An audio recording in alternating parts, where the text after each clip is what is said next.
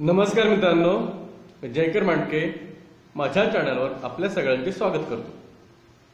मित्रांनो, आज मी आपल्यासमोर इयत्ता 9वीच्या इंग्लिशच्या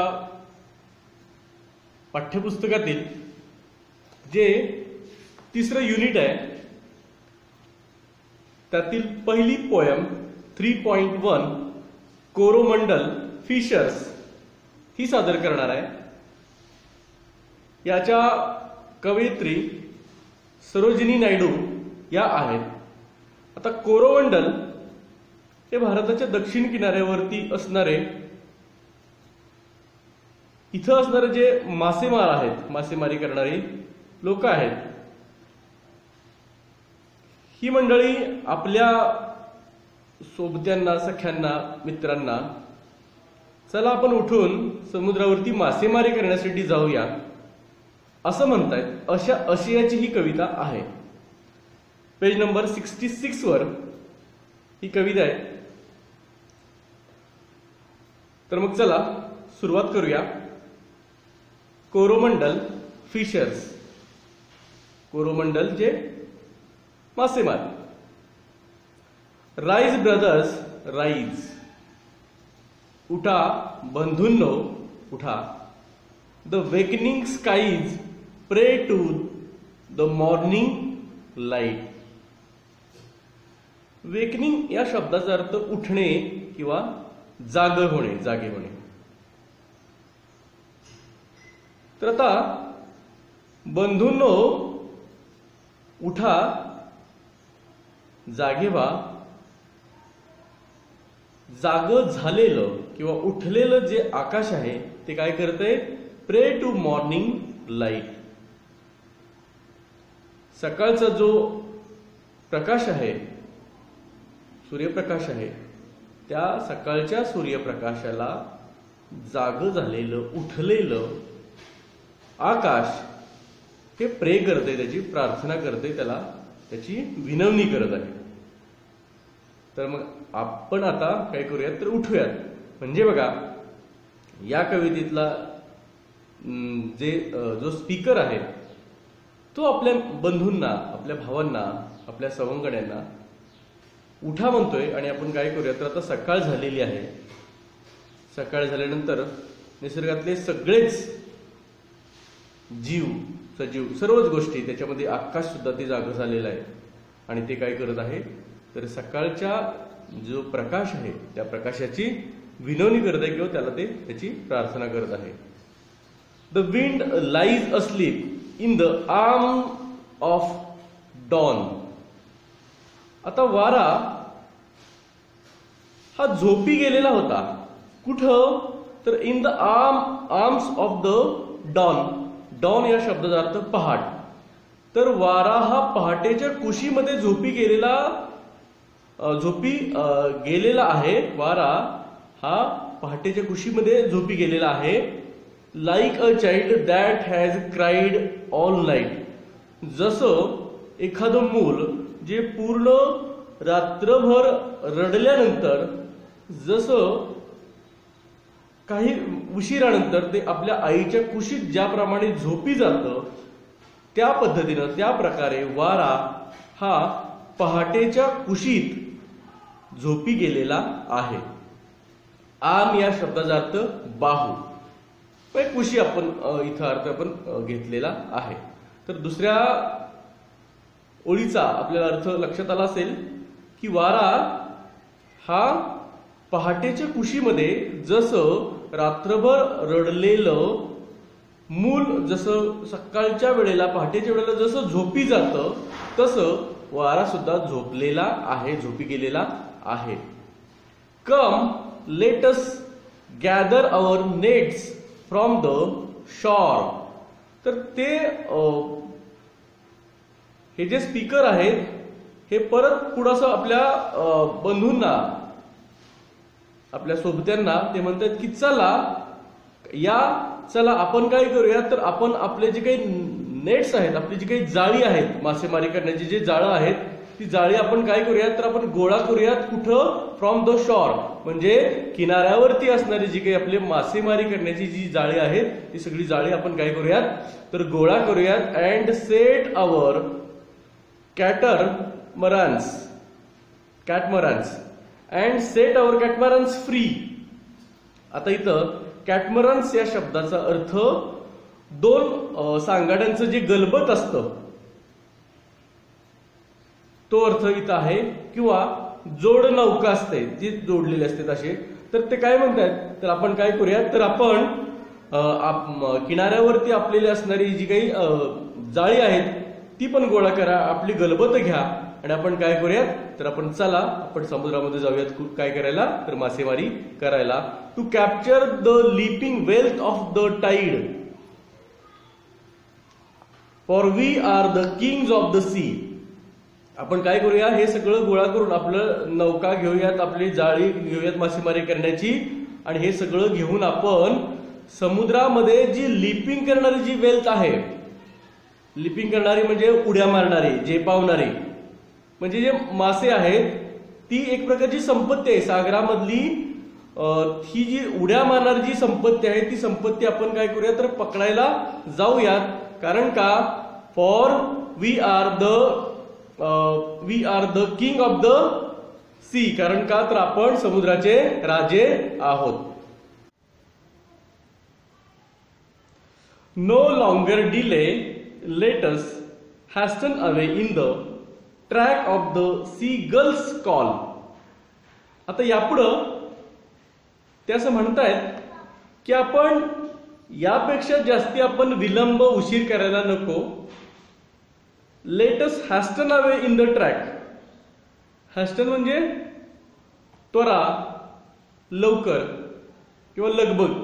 तर आपण काय करूयात तर आपला जो ट्रॅक आहे, ट्रॅक मार्ग म्हणूयात किंवा वाट, दिशा, इथं अर्थ आपण दिशा असं घेऊयात.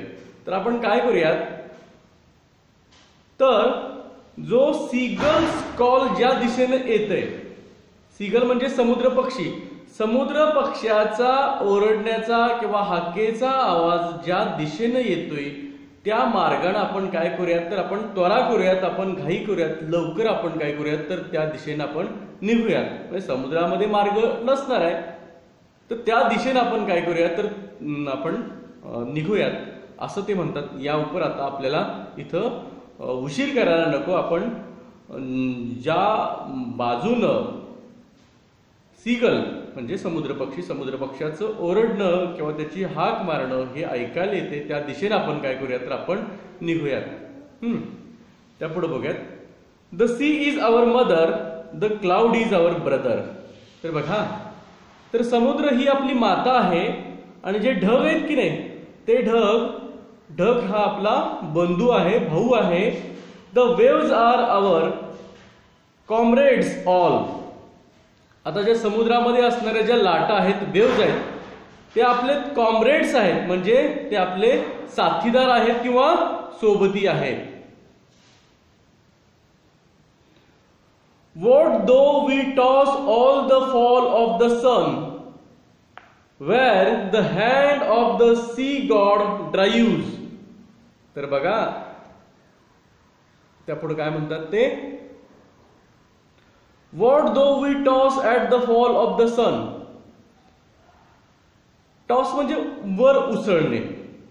म्हणजे बघा की जरी सूर्य मावळतीला जात असताना, सूर्य मावळतीला जाण्याच्या वेळेला गेला असताना आपण ज्या वेळेला समुद्रामध्ये आपली गलबत घेऊन आत जातोय आणि ती आपली गलबत वर खाली अशी लाटांबरोबर ती उसळवली जात आहेत, आणि तरी अशा वेळेला जरी आपण आत गेलो म्हणून काय झालं, the hands of the sea god drives.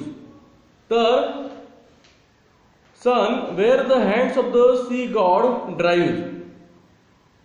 तर जिथं आपण आज जाणार आहे तिथं समुद्र देवताच्या समुद्र देवताचे हात आहेत, ते आपली नौका, आपली जी होडी आहे ते चालवणार आहे. म्हणजे आपण एवढ्या सूर्य मावळतीच्या वेळेला जरी आपण समुद्रामध्ये आत गेलो तरी म्हणून काय झालं, त्यावेळेला आपल्या ज्या आपल्या ज्या नौका आहेत त्या समुद्र देवताच काय करेल तर ती चालवेल, तिच्या हातामध्ये या सगळ्याची नौका असेल असं आपण म्हणू. He who holds the storm by the hair. आता ती समुद्र देवता आहे की जी काय करते तर तुफानाला, स्टॉर्मला, वादळाला, समुद्री वादळाला ती केसांनी ती धरून ठेवते, पकडून ठेवते. म्हणजे तिच्याकडे एवढी शक्ती आहे, सामर्थ्य आहे त्या समुद्र देवतेमध्ये की तो काय करतोय तर तो केसांनी सुद्धा वादळाला तो थोपवून ठेवू शकतोय किंवा तो धरून ठेवू शकतोय. Will hide in his breast our live. आणि तो सागर देवता काय करेल तर तो स्वतःच्या हृदयामध्ये, आता ब्रेस्टचा अर्थ इथं आपण हृदय असं घेऊयात, स्वतःच्या हृदयामध्ये आपल्या जीवाला, आपल्या सगळ्यांच्या जीविताला तो काय करून ठेवेल तर लपवून ठेवेल. म्हणजे जरी समुद्रामध्ये गेल्यावरती वादळं आली किंवा आपल्या जीवितास धोका निर्माण झाला तरी सुद्धा समुद्र देवता काय करेल तर त्या वादळाला स्वतःच्या केसांनी तो पकडून ठेवेल, धरून ठेवेल आणि स्वतःमध्ये ते आपल्या स्वतःच्या हृदयामध्ये ते आपल्या सगळ्यांचा जीव, आपल्या सगळ्यांचे जीव ती काय करेल तर लपवून ठेवेल किंवा आपल्याला थोडक्यात काय तर ती संकटावेळी आपल्याला स्वतःमध्ये ती सामावून घेईल समुद्र देवता असं ती म्हणते. Sweet is the shade of the coconut ग्लेड.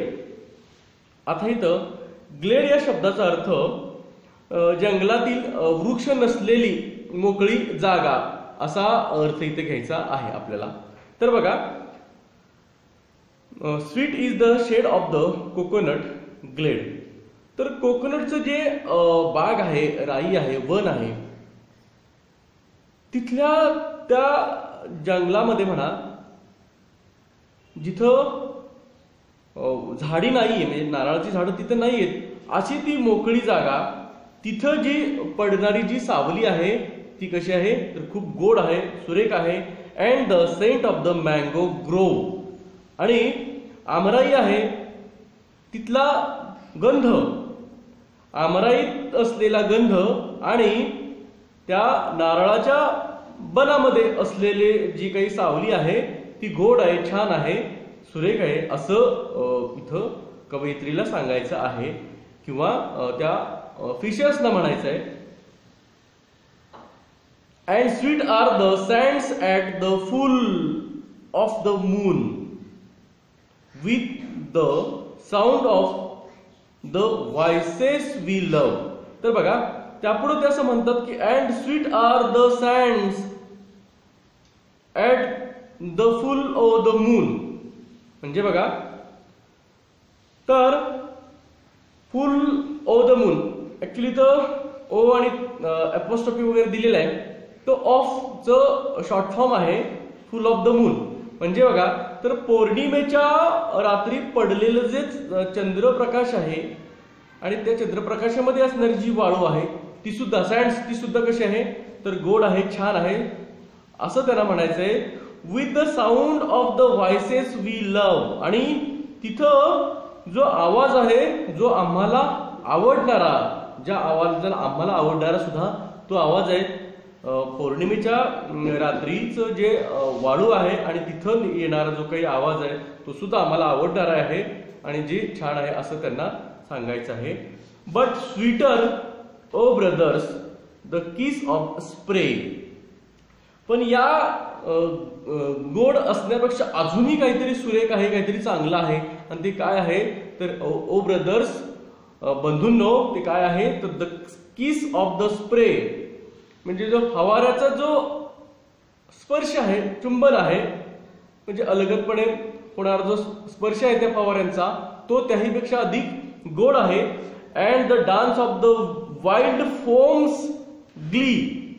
आणि जे वन्य, जंगली, रानटी असा जो फोम आहे म्हणजे फेस आहे, त्या फेसाचा जो आनंद आहे, त्या आनंदाचं नृत्य हेही त्यापेक्षा अधिक काय आहे तर ते सुरेख आहे, सुंदर आहे.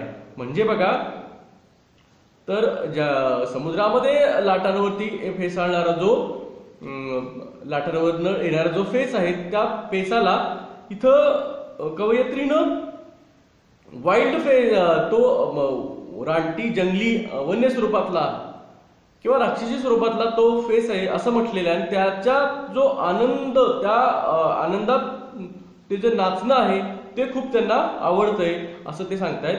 Row brothers row to the edge of the verge. आता इथं वर्ज या शब्दाचा earth as, border, extreme limit म्हणजे काठ म्हणूयात आपण. तर ते पुढे ते सांगतायत की बंधूंनो आपण काय करूया तर चला वल्लवूया, आपली नाव काय करूया वल्लवूया.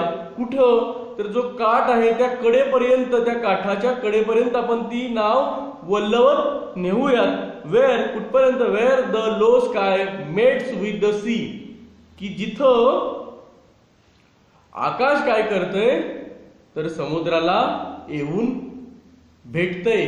जिथं मेट्स या शब्दाचा अर्थ मीट्स किंवा जॉईन्स, की जिथं आकाश आणि समुद्र एकत्र येत आहेत. म्हणजे असा भास होतो की क्षितिज हे कुठंतरी टेकल्यासारखं वाटतं. समुद्रामध्ये आपण समुद्राच्या किनाऱ्यावरती जर आपण उभं राहून पाहिलं तर दूरवरती अंतरावरती क्षितिज हे समुद्राला येऊन भेटलंय असं वाटतं. आणि तिकडून इकडं पाहिलं तर किनाऱ्यावरती कुठंतरी क्षितिज हे टेकल्यासारखं वाटतं. म्हणजे काय तर चला वल्लवूयात आणि जिथं समुद्र आणि आकाश हे एकत्र आलेले आहेत तिथपर्यंत त्या काठावरती आपण काय करूयात तर आपल्या नावा वल्लवत परत घेऊयात. म्हणजे काय, मासेमारीसाठी समुद्रात गेलेले हे फिशरमॅन आहेत, त्यांना परत आपल्या किनाऱ्यावरती यावयाचं आहे आणि यासाठी ते पुन्हा चला म्हणतात की आता आपण परतीच्या प्रवासाला लागूयात. तर मित्रांनो, सरोजिनी नायडू यांची ही कविता आहे. मला वाटतं तुम्हाला निश्चितच ती समजलेली असेल. कृपया माझ्या व्हिडिओला लाईक करा, माझा व्हिडिओ शेअर करा. तुम्ही जर अजूनही माझा चॅनल सबस्क्राईब केलेलं नसेल तर कृपया माझा चॅनल सबस्क्राईब करा. व्हिडिओ पाहिल्याबद्दल आपल्या सगळ्यांच्या अगदी मनापासून धन्यवाद मित्रांनो.